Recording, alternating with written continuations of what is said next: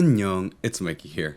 Guys, thank you so much for all the support, and I can't believe just how far this channel has come, and hopefully, and I'm really hoping that all the things that I'm doing for this channel and all the content that I'm making really is helpful for people, and I hope that it really can grow and do better.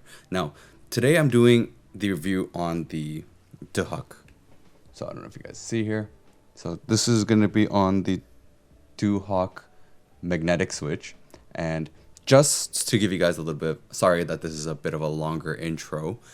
This is because I'm going to be doing a little bit different now in terms of the sound test. So I know that mine was modded, and honestly, thinking about it, that was my mistake. It shouldn't have been a modded board to do the sound test. So I've actually brought it back to stock. I have a zinc case, and just for you guys, I even purchased the PC case. So I'm going to have a plastic case and the zinc case, all stock, and then we're going to do sound tests for the switches that way, and from now on that's how it's going to be. But because I don't want this videos to be too long, I'm also going to reduce the amount of switches that I'm going to be doing in the sound test. Maybe not this time, but that's what it's going to start looking like. So I hope you guys enjoy, and I hope this video is helpful for you guys.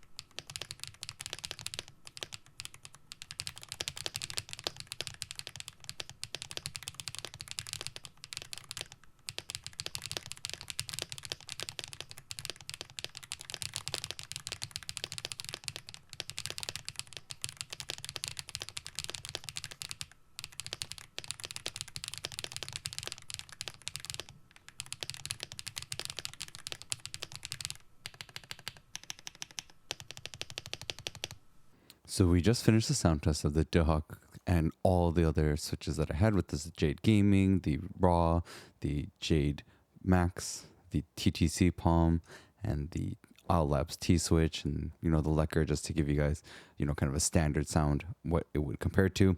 Now the Duhuk, I noticed that the sound wise, when it comes up after you press it, has this really weird sound to it. I really don't like that sound. It's like popping upwards. Not a big fan of that sound. Honestly, these switches are kind of decent, but that sound just is really, really bugging me every time I'm using the switch. Now, kind of giving you guys a distance wise. So it's supposed to be 3.3 millimeters. My measurement could be a bit off. It is coming up at 3.5, but it could be a little bit off. Now, this is a closed switch. So on the bottom of the housing, you can see there that it is closed, and they do have a light diffuser with the stem on the top, and it is openable with a switch opener, which is really nice. Makes it much easier, makes your life much easier than actually having those weird ones. Now, of course, I want to give you guys a look at the stem. So this is a stock Duhuk Lumia. Doesn't really come lubed at all. Like, there's like no lube. And then of course we have the spring here, so kind of give you guys an idea of what the spring distance is. So we're looking at about 13.5 millimeter length in terms of the spring as well. So in total, like with everything here, you can see here, top housing, spring, stem, and the bottom housing. Sorry, I don't know why in terms of the framing wise, I had it so on the bottom, but honestly, the Switch is well made, and they're made by the same manufacturers as the ones that made the Owlabs, but these ones suck compared to the Owlabs Switch. Now, I'm going to give you guys a stem wobble test here. So you do get some wobble on the upper side of the Duhuk. As you can see there, it's mostly vertical. Horizontal, you get very little, but in terms of this is like on the top side, and then like when you press it down, it's going to be, of course, different, but you do get a little bit more vertical than you do get horizontal. So it's something that you will notice. When you press it down, obviously the switch does have very, very slight stem wobble. So in terms of the actual stability of the stem, they did a great job. I have to admit, like, it was really well done. It doesn't wobble that much. Now, moving on to the Owlabs Ti Switch, which is one of my favorite ones right now, you do get some of that wobbling on the upper side, so less horizontally and more so on the vertical side. And once you press it down, you do see that it is moving around more, and it is mostly circular movement. But again, I find that the wobble is mostly vertical, then you do get horizontal. Now the Raw HE is in the same kind of situation. You do get some of that rattling on the top side, but it's really not too bad. And then once you press it down, you do get that circular motion right there on the stem, and it is mostly on the vertical side and less so on the horizontal side. And honestly, the Geon Raw is really well done, even though it's been quite a while since it's been released. Now, the TTC Palm, you do get some rattling on the top end. You can see there how the stem actually does move on the top end, but once it goes down and you press it down, it really does lessen a lot, which is really good. It is a box stem, so it does really help with the stem wobble. Now the Gateron Jade Gaming, you can see there on the top side, it does have quite a bit of rattling. It is something that I noticed with a lot of these stems that are kind of pretty much made similarly, like the Everglide Rice Pudding, the Latin Pow, the Lucifer. They're going to be on the very similar end, but then once pressed down, it does lessen quite a bit, and it does help a lot that they are boxed. The Jade Max, surprisingly, you get very little on the top end, and then once pressed down, the switch actually moves quite a lot. So it's not really just the stem itself that's having the wobble, but the switch itself is actually shaking quite a bit. And I think, well, I got mine as the first batch of the Jade Max, and unfortunately for the Jade Maxes at the time, there was QC issues, and it really wasn't the best in terms of how it was done. My keycaps get stuck on it quite often with the Jade Maxes, though with the keytalks it's kind of less, but if you had the stock Wooting keycaps, it really does affect it a lot. Now, of course, we got to do the backlighting test. So comparing each switch in terms of the backlighting. And as you can see here, the Jade Max, I really do find is really well done in terms of the lighting because it shines through every single part of the switch, while the other ones are only going through the light diffuser. So it's all north facing. So you're going to be only getting the light through the diffuser for all of them, except for the Jade Max, which means that the lighting is going to be a little bit brighter in terms of the switch when you're looking at it. And in terms of the color accuracy, right? The T Switch from Owlabs is a little bit hued, so keep that in mind, as well as the Jade Gaming. The Jade Pros are definitely even worse than the Jade Gaming, but the others like the Raw and the TTC Palm and the Duhuk and the Jade Max all do a pretty good job in terms of keeping the lighting pretty accurate to what you're clicking on. The Jade Gaming, like here, when you do yellow, it looks super green. And then the Owlabs Ti Switch, it looks a little bit more brownish. So keep these in mind when you are looking at these switches specific for backlighting. So I hope this video was helpful for you. I honestly was not a big fan of the Duhuk switches, only in the fact that I don't know if you guys noticed it or you could hear it at all, but some of you guys who already own the Switch might know, is when it comes back up, I tend to find that it has a bit of a weird sound on the like upper portion on the Switch. So like you press it down, it's on the clacky side, it's pretty smooth, but then once it bounces back up, its sound profile, it has this weird sound to it. I'm not a big fan of that. I think still for myself personally, it's going to be the T Switch and the Raw HE. Those are going to be my two go-to switches for Hall effect switches. So if you are someone that wondering what my favorites are, those two are it. The Raw HE I think is a little bit deeper sounding than the T Switch, but I feel like the T Switch is a little bit in terms of like the stem wobble and stiffness of it is a bit better. So keep that in mind for yourselves. Of course, go check out the other videos I got, and I'll be back next time as I got two new Hall effect switches that we're gonna have to do a sound test for. So I'll see you guys all next time.